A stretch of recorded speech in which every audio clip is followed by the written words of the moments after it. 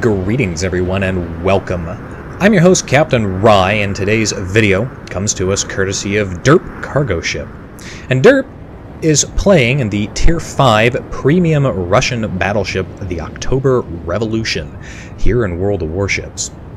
As the battle gets underway, it's Archipelago, it's Domination Match Mode, and Derp has spawned right in the center of the map, closest to the B cap point. Now, he can't sail straight into the B cap point because he has an island in the way, but that's alright because he's got a broadside Furutaka to shoot at. And let's just take a good look there at that dispersion, that glorious dispersion from these beautiful Russian guns. This could hurt quite a bit, but no, that furry taco gets away with it. Now, the October Revolution's got 12 of these glorious guns here, similar to the Nikolai. The only difference is that the number 2 turret, like the number 4 turret, they both rotate rearwards as opposed to having the number 2 turret rotate forward like it does on the Nikolai. But otherwise, the ships and the guns and the handling are very, very similar. They're also pretty well armored when they're angled. The problem with this ship, of course, is that because of its turret configuration, you tend to have to give a little bit more broadside than you'd like to, and it can be susceptible. Looking at the camouflage on the ship here, though, I do want to point out that it is the glorious CCCP camo, which kind of makes it look like you're advertising McDonald's so much as celebrating the glorious communist revolution. But this isn't going to slow Derp Cargo Ship down as he punishes these filthy, decadent capitalists, those darn National Socialists from the Germany, and, of course, those British and Japanese imperialists. And his first kill goes to that poor Phoenix there, who had the misfortune of turning broadside but not quite getting back behind that island quickly enough to get away with that maneuver. The reload time on these guns is not bad. If you find yourself facing this ship, do keep that in mind, that they do have a reasonable reload time. And again, if you're sailing broadside, especially if you're in a cruiser here at lower tiers, it's a serious problem.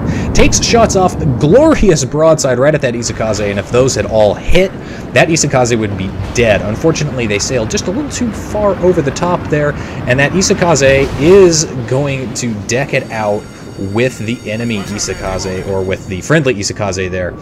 But it looks like that guy gets taken out by one of the enemy cruisers. However, one of the enemy cruisers, possibly the same one, takes out his friendly destroyer with torpedoes. Pro tip: if you're in a cruiser and you have a destroyer in front of you, don't torpedo it unless it's an enemy destroyer. If you got a friendly destroyer, just don't torpedo. Now, Derp has got a choice to make here. The enemy team is currently up on points as they hold the A cap, and they are capping B. The problem is, his team is not really in a position to push any of these locations. And this is where the choice comes in. What do you do here? Currently sailing away from the enemy, presenting a good angle here, so he's not going to risk broadside, but simultaneously got to get turned around. So the difficult decision, when do you make that turn? In the meantime, looking down range, there is an enemy Kunzberg who was broadside on earlier. Perfect shot to take there. But these shots here, look at, again, that glorious dispersion. Those connect, securing that kill. That's kill number 2 here for Derp Cargo Ship. And looking at downrange there, it looks like he's got an enemy battleship here that's pushing out of the B cap point. So for whatever reason, this guy's decided he's not going to stick around at the B cap point. He is going to leave there.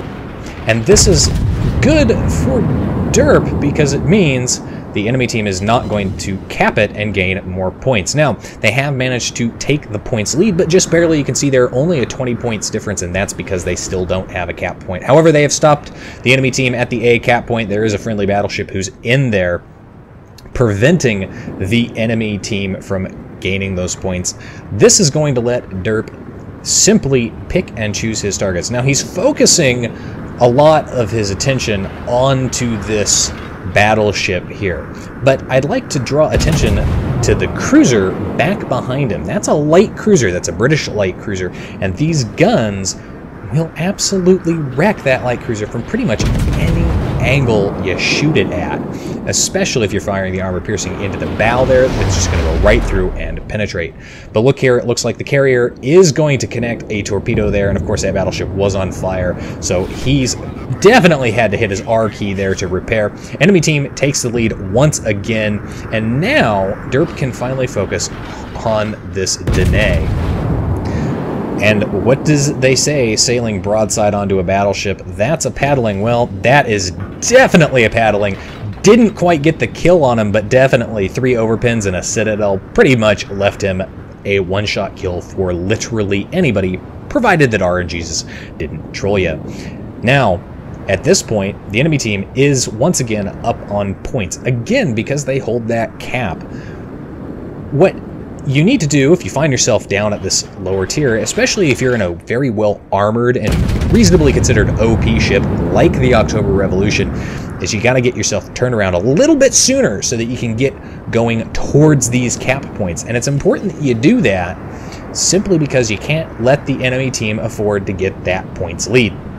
If they have that points lead, it means they don't have to push as hard or aggressively. They can sit back and take the shots that they want to take. You can see here the carrier on the enemy team is focusing down the friendly Kuma, who is lower health, who's sitting in that cap. And because nobody else is up there to help him, that carrier is basically just bombing that poor Kuma with impunity. Speaking of the carrier, there's the carrier, the tier 5 carrier. Enemy Bogue pops up there.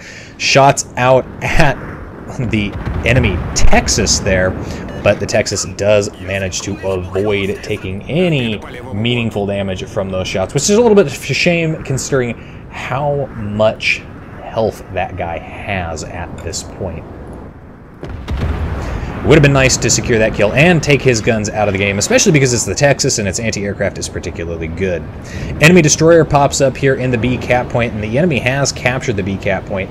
This little Clemson here is broadside on again and a full salvo out there, and he manages to run himself aground. That's a little bit of an unfortunate circumstance, but he pops his smoke screen to try and drop off detection, and that does work.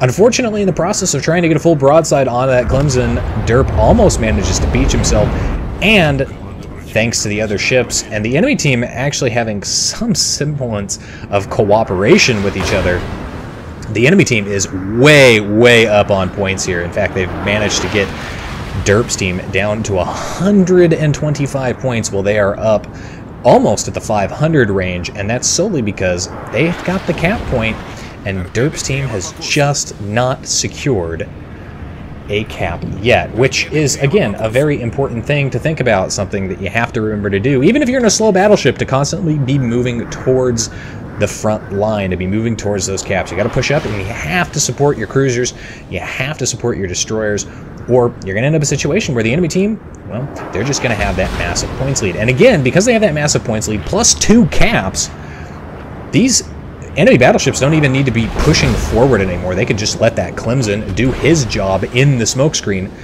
and basically ignore the battleships that are pushing up here. They could just do whatever they want because it's up to Derp's team to make the move. Now, the enemy carrier is pushing up with its aircraft to try and continue spotting, as well as to get air kills here to basically neuter or fighter cap the enemy CV. More torpedoes coming in there, but they're slow, short-range Clemson torps. Well, he is inside the range of that Clemson's torpedoes, and he does need to be careful here he doesn't run aground.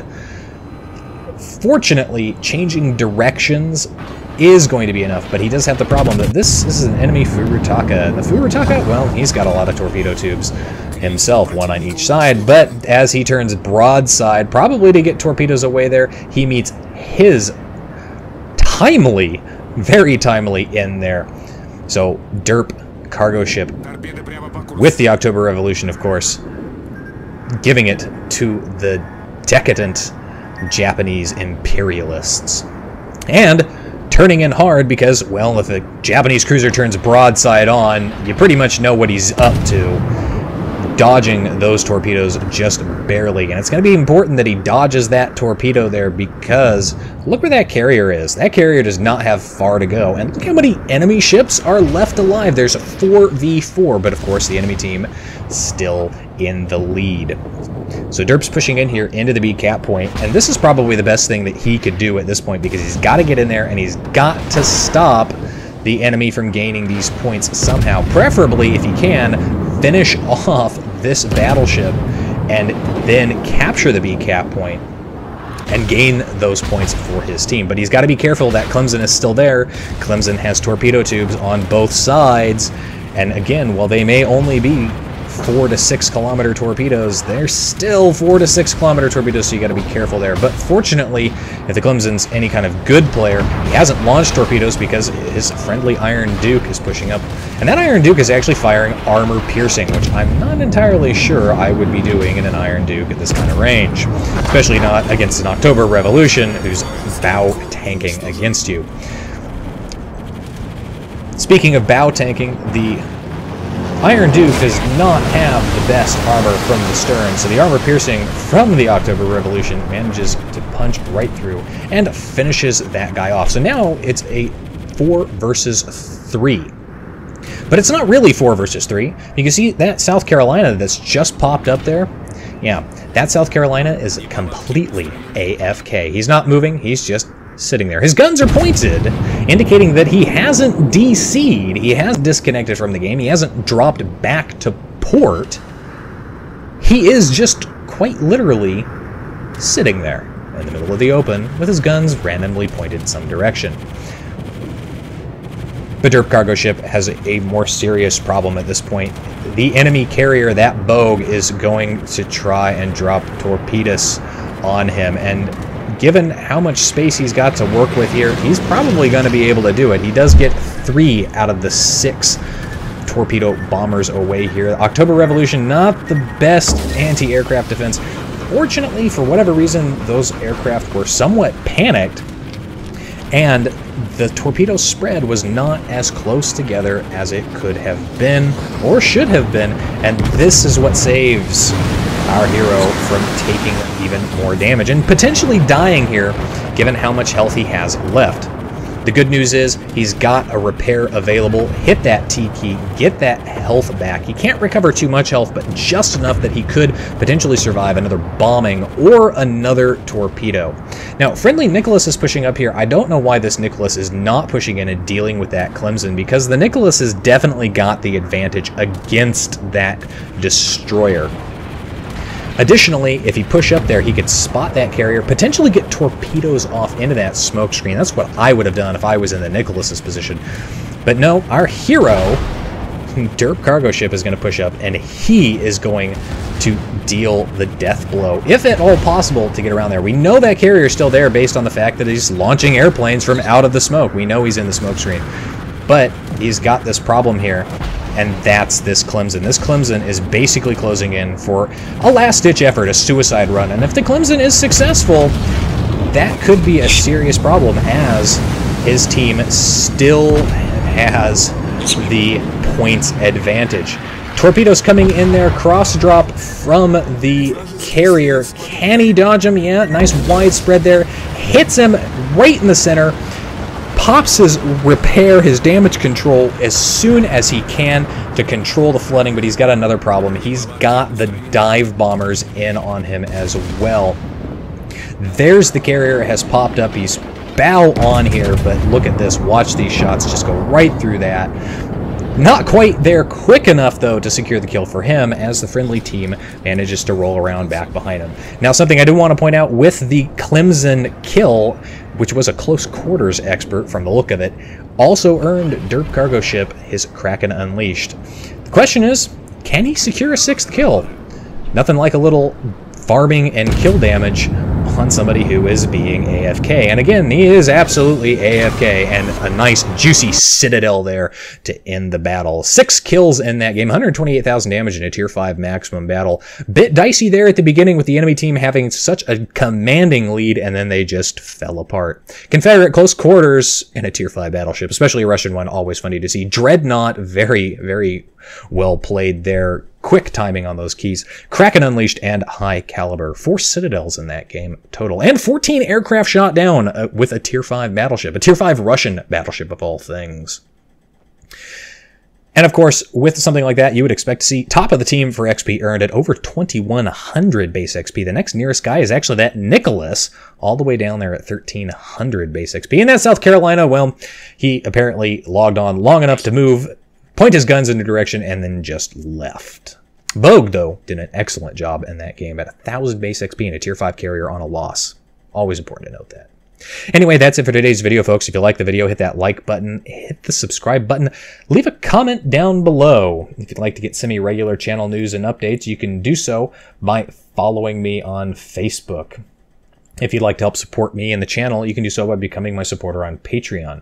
If you've got a replay like this one that you'd like to see featured on my channel, you can send it to my email. And if you'd like to watch me play various games live, you can do so by following me on Twitch. You can find the links for all of those in the video description down below. And as always, I'll see you next time. This is Captain Rye, signing off.